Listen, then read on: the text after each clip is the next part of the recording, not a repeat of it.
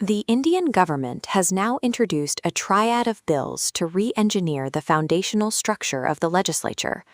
This framework consists of the Constitution 131st Amendment Bill, the Delimitation Bill, and the Union Territories Laws Amendment Bill. These bills create the legal path to implement a 33% women's reservation quota in time for the 2029 national elections. The current Lok Sabha holds 543 seats. Under a new legislation, the chamber expands by 50%, reaching 816 seats. Expanding the chamber to 816 seats provides the volume necessary to accommodate the 33% quota for women without displacing existing representatives. This expansion addresses a long-standing point of friction regarding the 129 seats currently held by the 5 southern states. While the 2029 women's reservation requires this 50% increase in total seats, the move risks disturbing the balance of racial power between the North and South.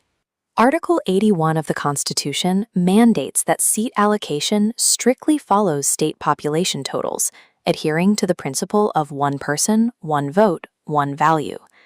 Demographic data since 1971 shows a widening gap. Northern states have maintained steep population growth, while the growth curve in the South has flattened. This demographic flattening follows decades of state-led family planning and population control initiatives implemented across the southern region. Applying the population-based rules of Article 81 today would grant high-growth northern states a significant increase in parliamentary seats. For the southern states, this shifts the national balance of power, diluting their relative influence in the legislature. The constitutional mechanics effectively penalize states that successfully met national population control targets. The current tension is the result of a demographic freeze first initiated in the 1970s.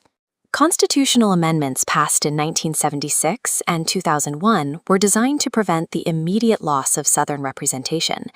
These laws froze seat allocation to the data from the 1971 census. For 50 years, the number of seats per state remained static, regardless of how population shifted on the ground. This freeze is legally set to expire after the first census conducted post-2026. At point, seat counts must align with modern population figures. While this protected Southern interests for decades, it created a buildup of demographic pressure that the federal system must now address. Implementing the women's reservation quota requires expanding the legislature beyond the limits set during the 1971 freeze.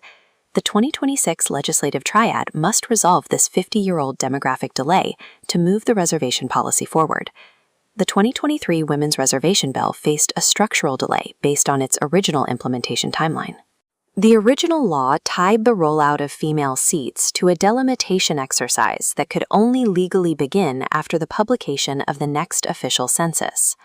The Constitution 131st Amendment amends Article 82 to create a legal path around the census requirement.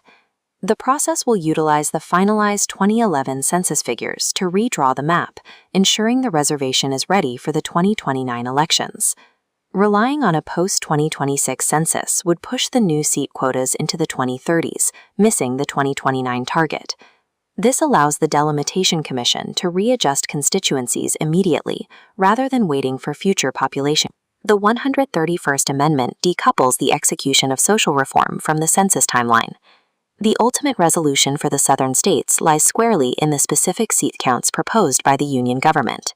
Total representation for the 5 southern states will grow from 129 to 195 seats.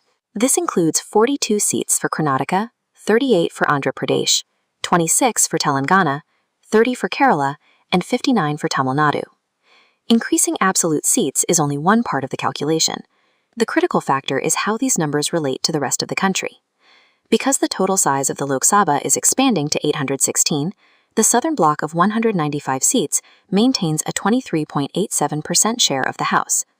This share is slightly higher than the 23.76% currently held by the southern states.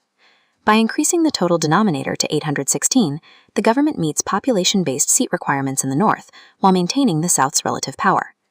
The 2026 legislative triad operates as a synchronized mechanism to update the electoral map. The Delimitation Bill expands the chamber, the 131st Amendment provides the legal bypass for the timeline, and the UT Laws Bill completes the regional integration. This configuration maintains the principle of population-based representation while ensuring regional stability.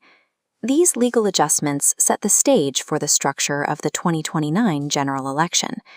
India's shift in representation relies on the calculation of seat totals rather than changes in population.